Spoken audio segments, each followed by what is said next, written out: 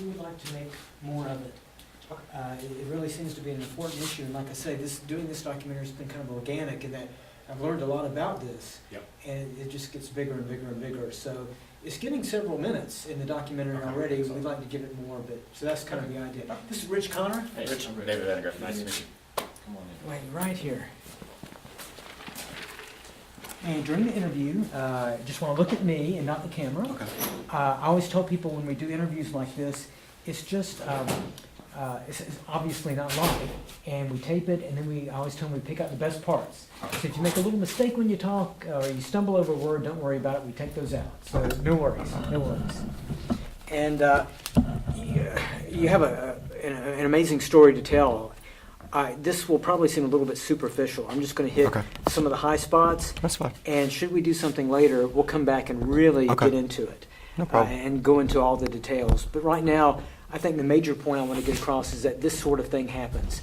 Okay. We need to figure out a way to, we don't want to say this happened in Jacksonville because it happened in Brunswick, but we need a way to relate that. And I think the Okay. things you were saying to me last night is that this area, Yes. and you can talk about that, of course, and Okay. I'll ask you about that. Okay. So, yeah, I think we'll get the point across at least. We Yeah. wanted to find at least one person who has had this kind of experience. So, because as you know, some of the people who oppose adding this amendment to the ordinance say, well, give us some examples.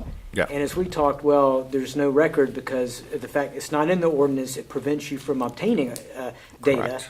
And, Well, I mean, even the Human Rights Commission of Jacksonville doesn't even track it. right, exactly. They can't, that's So, right. Therefore, trying to find a documented trail is very difficult, even though Equality Florida has started to compile. And there's one that's probably another one that they may be ready to come forward on. Right, That happened in the area. But it's just because because there is no protections, people are still afraid to talk about it because they may have a new job now and they could lose that job because of it. That's right. It's hard for people to speak out. Yeah. Yeah, because they never know. Yeah. And, yeah. And Rich, you let me know when you're ready. Okay, we're rolling.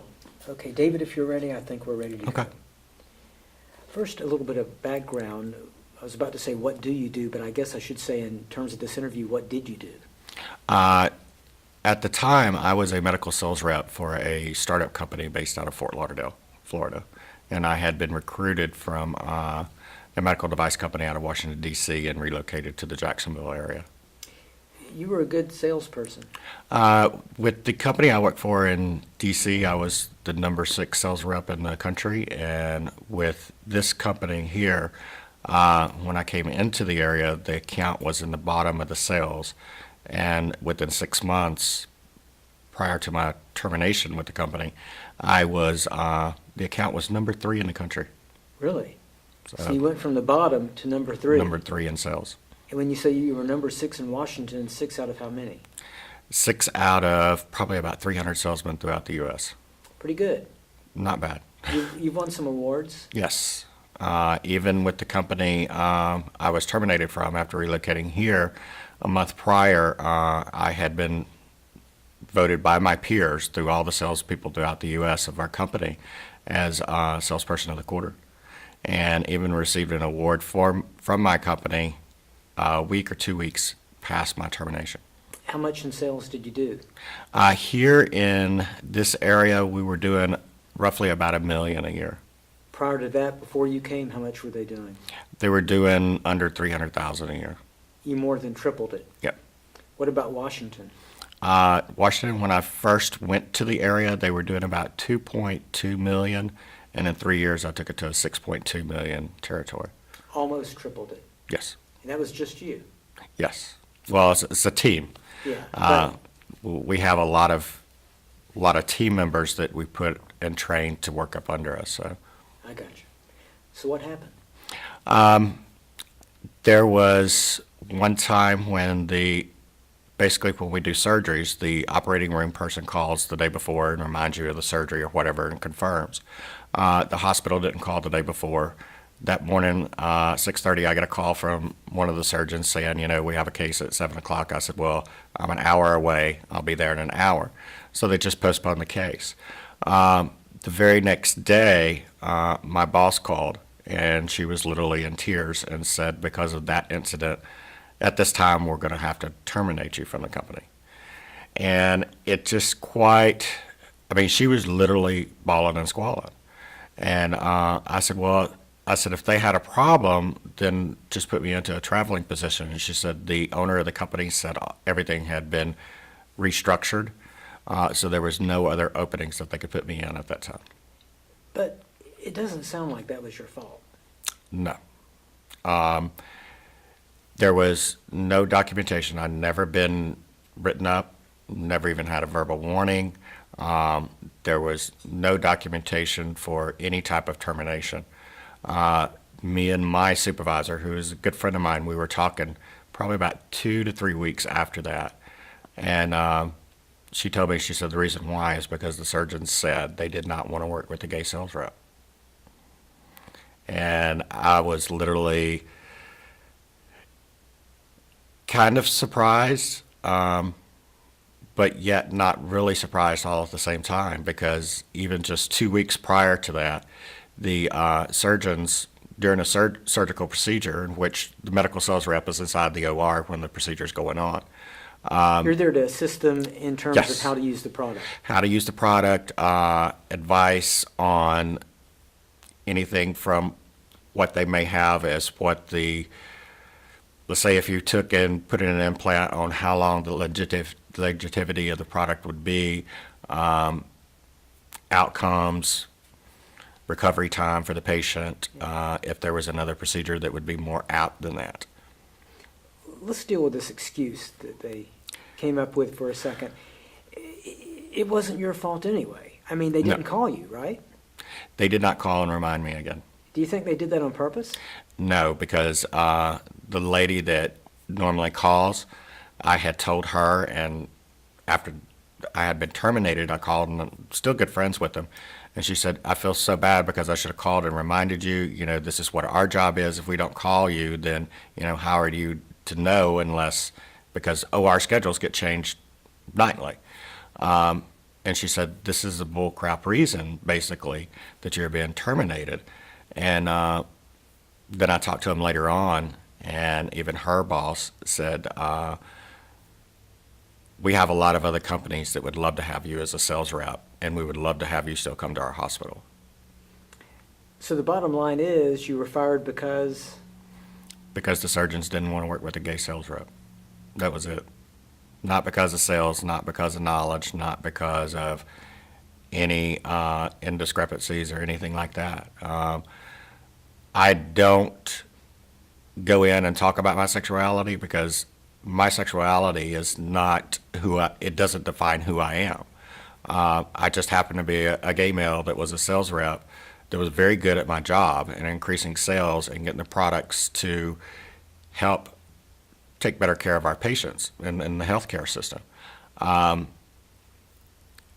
It's just unfortunate that sometimes you run into a group of people that are base their bigotry in religion or in basic stereotypes.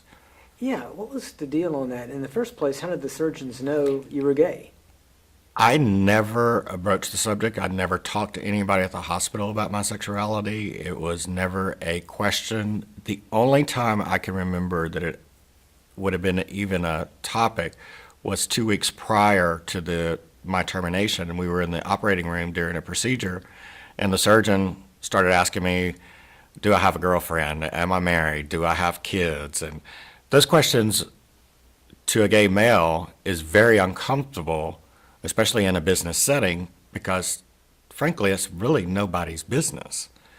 And I'm there providing a service, and my girlfriend, boyfriend, wife, kids really has no relevance in the situation. And as an aside, isn't it kind of weird that he would be asking you questions like that while he's performing surgery? Shouldn't he be paying attention to the surgery? Well, some of the stuff that gets discussed in operating rooms is really kind of crazy at times, but I mean, there's always points to where that sometimes the assistant may take over or whatever. So, I mean, the patient's never in any type of jeopardy. But it was just a very odd conversation to happen 2 weeks prior to such an incident. And so in terms of them figuring out that you were gay, they just guessed. They assumed.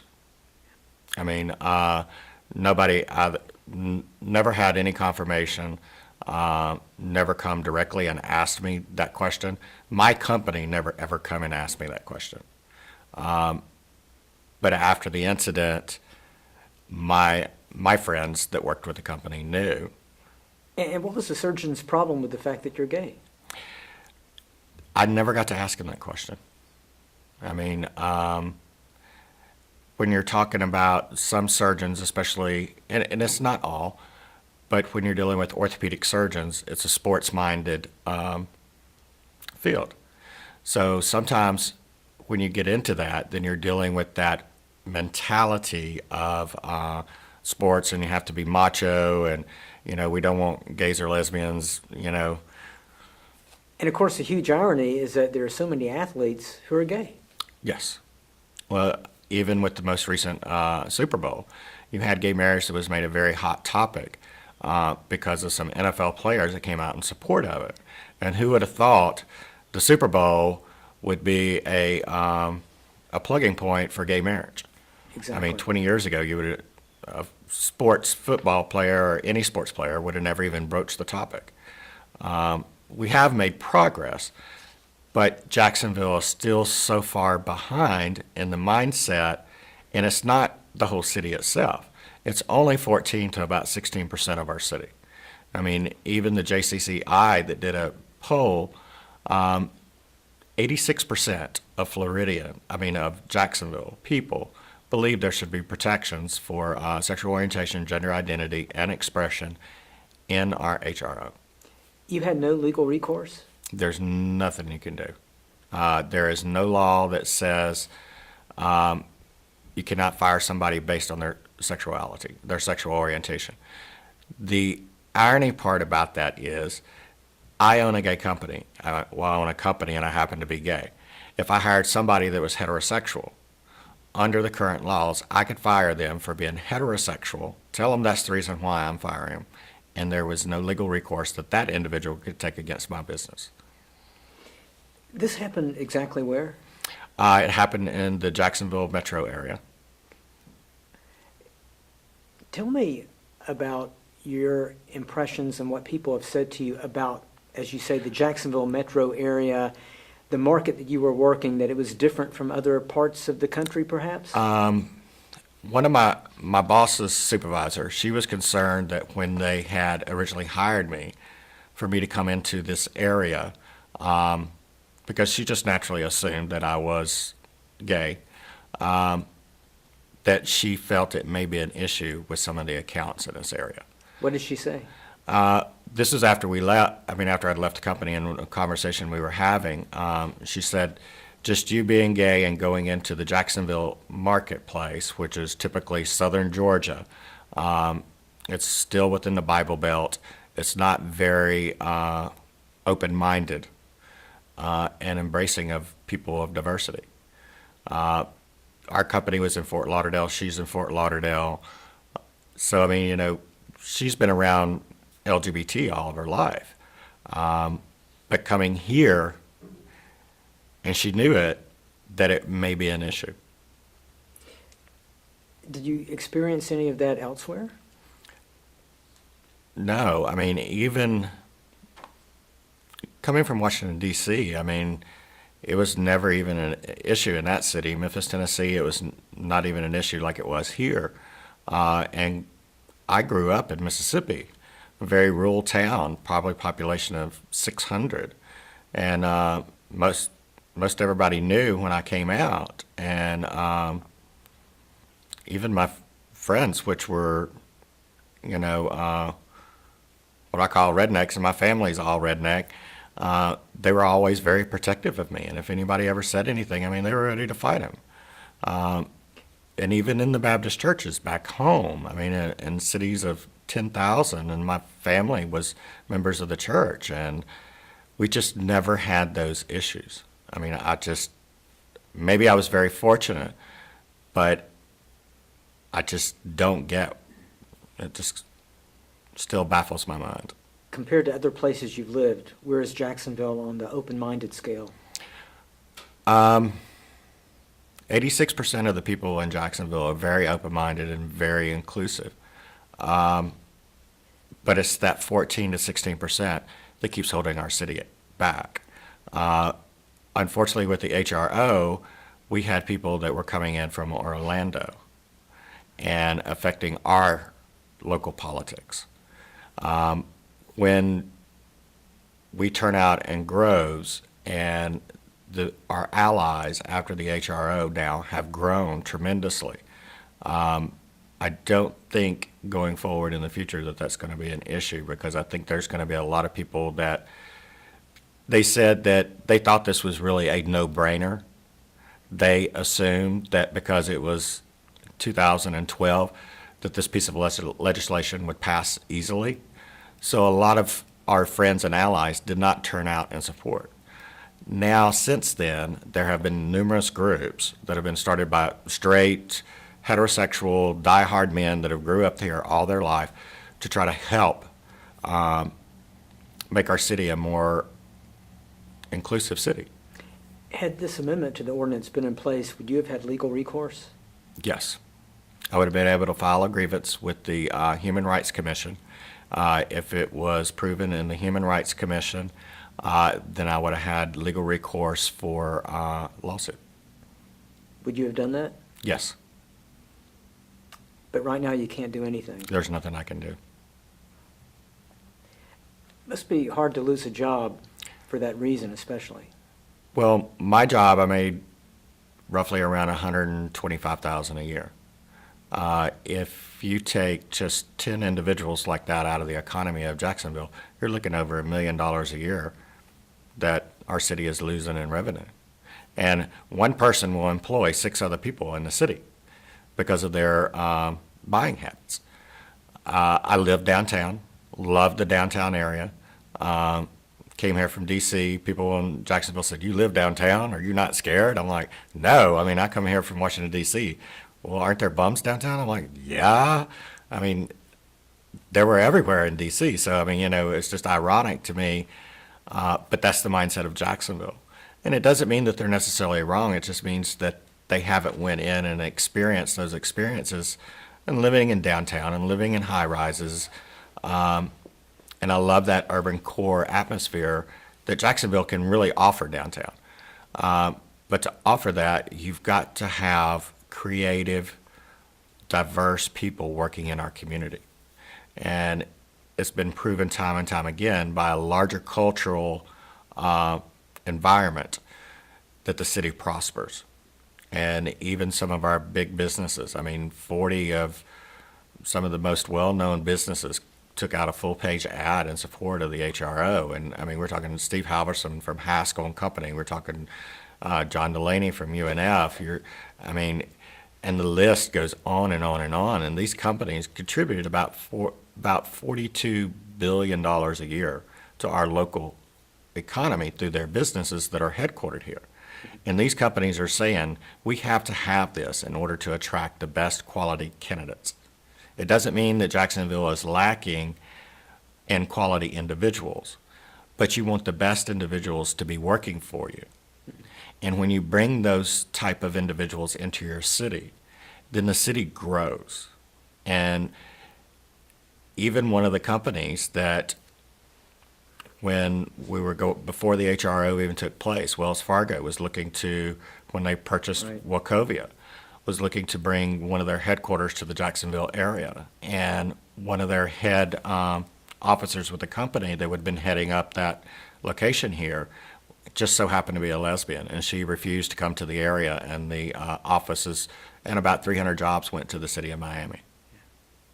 Yeah, and that's millions of dollars right there. Yeah, I mean, you're looking at 300 people that would have had jobs here, and out of those 300, each would have supported 5 or 6 other employees. Mm-hmm.